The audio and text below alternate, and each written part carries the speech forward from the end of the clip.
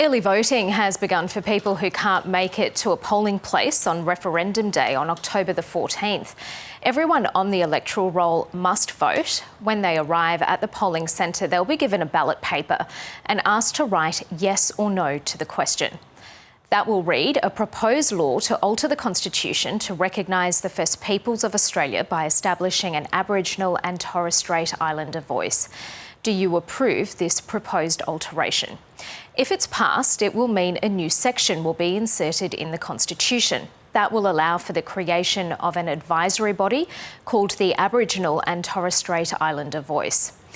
Its design principles have been developed by the First Nations Referendum Working Group and endorsed by the federal government. It will give independent advice to Parliament and government. The voice will be chosen by Aboriginal and Torres Strait Islander people and will be representative of their communities, gender balanced and include youth.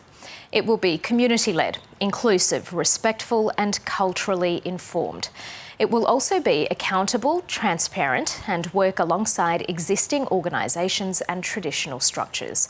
The voice will not be able to deliver any programs or services. It will only advise and make representations to Parliament. It will not have the power to override decisions of the Parliament. If the proposal is approved at the referendum, that'll spark a new process with First Nations communities, the Parliament and the broader community to settle on the exact design of the voice.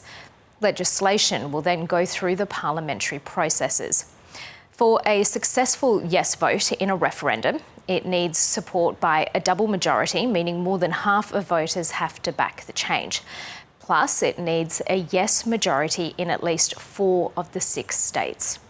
Now, this is just an example and doesn't reflect polling or how the vote will go. It won't pass if more than half of voters nationwide select no, or there's a majority no vote in at least 3 states.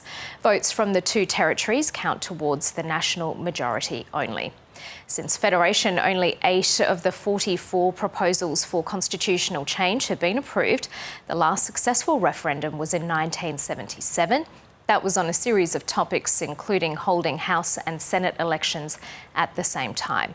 The most recent referendum was in 1999. People were asked to vote on Australia becoming a republic and to insert a preamble in the Constitution. Both were rejected.